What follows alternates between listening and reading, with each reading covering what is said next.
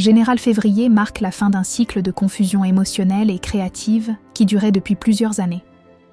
Neptune acquitte enfin une zone de flou fin janvier, zone de sacrifice invisible et de fatigue morale pour entrer en bélier, un signe de feu ami.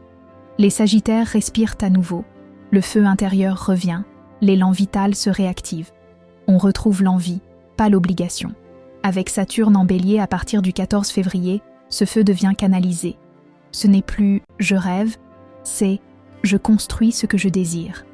Financier et professionnel, maison FIBA activée, argent lié à ce que tu aimes faire, pas à ce que tu subis.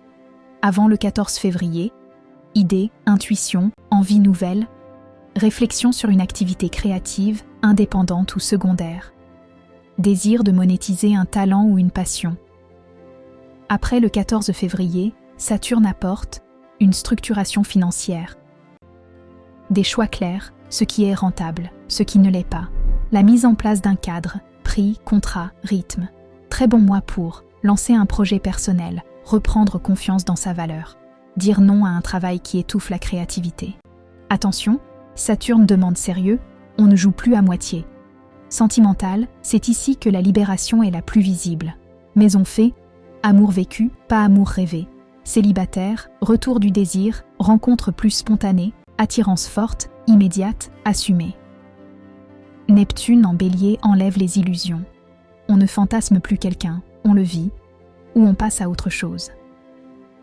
En couple, besoin de raviver la flamme, plus de franchise émotionnelle, décision de reconstruire ou de sortir d'une relation tiède, Saturne en bélier peut amener une officialisation, un projet commun sérieux ou une rupture nette si la relation n'a plus de feu. Période, clé du mois. Du 14 au 22 février, décision affective ou créative majeure. C'est le point de bascule. Saturne vient solidifier ce que Neptune a réveillé. Décisions importantes, engagement pris, amour, projet, création, sentiment profond de « je redeviens maître de mon feu ». C'est une période idéale pour lancer officiellement quelque chose, faire une annonce, poser une intention durable.